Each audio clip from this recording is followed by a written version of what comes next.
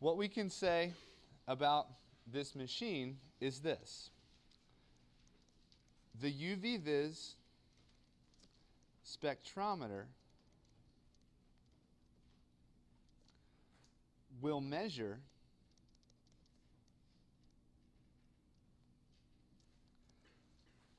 the wavelength of radiation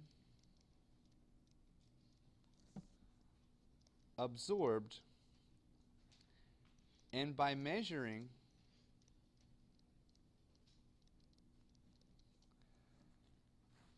which wavelength are absorbed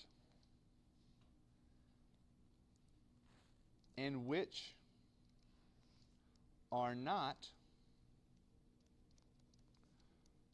we can gain valuable information on a molecule's electronic structure.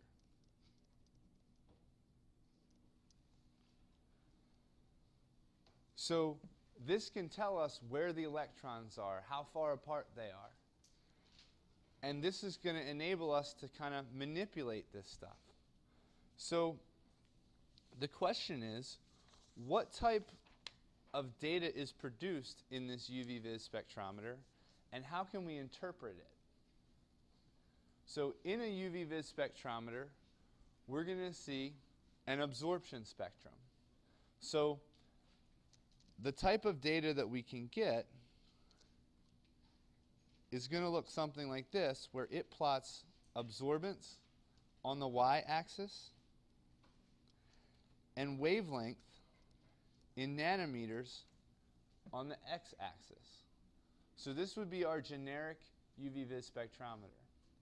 The ones that we're going to use in the lab go from 200 nanometers to 900 nanometers. So it contains a very, very, very small portion of the infrared and ultraviolet spectrum.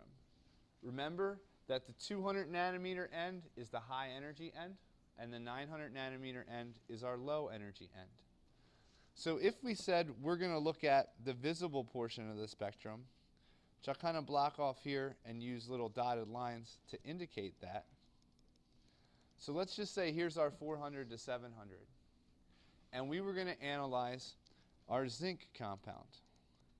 Here we have ZnNH3 6 2+. So the question is, what should our UV Vis spectrum look like for our zinc?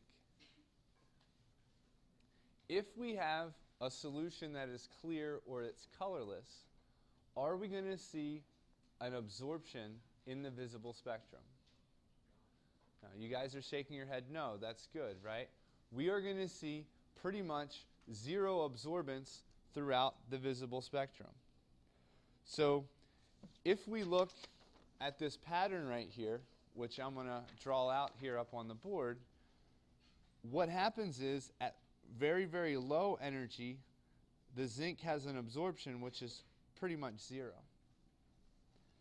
Then as we go to higher energy levels, you see this big bump right here. And we can look at this point right here and call that lambda max, which is our maximum absorbance. Notice that for the zinc complex, that maximum absorbance happens outside of the visible spectrum. So to our eyes, we can't detect that any absorbance is going to happen. So there is not an electronic excitation in the visible portion of the electromagnetic spectrum. If instead of looking at the zinc 2+, we look at cobalt 2+, again we have the same type of plot where we have wavelength in nanometers on the x-axis and absorbance on the y-axis. we go from 200 nanometers to 900 nanometers, and we're going to partition off the visible portion of the spectrum. The cobalt complex is a pink type of a color. So what we see in cobalt and zinc is we see the same type of thing at the beginning, where we have a bump out here in this end, then it tails down, and then we're going to see a bump like this in the visible portion of the spectrum. So we have a lambda max, or a large absorbance, that's going to happen in the visible portion of the spectrum. A pink colored complex, we could say, is very similar to red. So we have to look at the complement, and it's going to absorb right in the green portion of the visible spectrum. Yeah? So even if there's an absorbance that's higher than the one in the visible spectrum, if there's an absorbance in the visible spectrum, that's the lambda max? Yeah, so, well, you could say there's a the cobalt compound, we probably would look at 2 lambda maxes, meaning it's the maximum of a particular peak. So in some of these complexes, when we look at them in solution, there could be 3 bumps in there, right? Each one of those bumps is going to contribute to the color, because this is being absorbed right at that point. I mean, it's kind of like a broad peak. They're not really sharp. They're kind of these broad peaks, but we want to look at the maximum absorbance, because that's going to dictate which color you're going to see, is where the maximum of that peak is. Okay?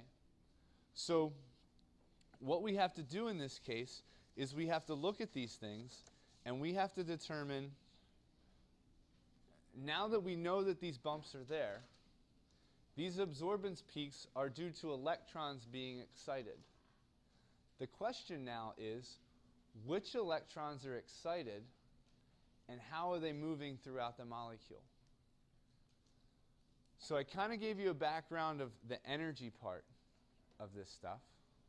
But now we kind of have to go back, and we have to, I said there's 2 things that you should be that you should pay very close attention to. One was the energy of these orbitals, because the difference in energy is going to determine where this absorbance is. Because for this zinc case down here, we have a really, really large bump at a high energy. So our electron, the excitation is going to take a lot of energy. We have to go out in the UV region of the spectrum here. Over here in the cobalt case, we're going to see an electronic excitation in the visible region of the spectrum. And just how I mentioned about the discrete energy levels and the runner going up the steps here, notice that you see flat portions of this spectrum down here, and then you see a bump of absorbance, and then it goes flat again. This is also further evidence that in a molecule, you have these discrete energy levels that you're going to be exciting electrons to. So we need a very specific amount of energy to excite an electron from one orbital of lower energy up to another orbital that has higher energy. Okay? So that's kind of a broad overview of that. But before we start really critically analyzing these energy levels and everything like that, let's kind of take a step back and talk about the other thing that I was talking about, which is the d electron count for the transition metal, because this is going to be very, very, very important.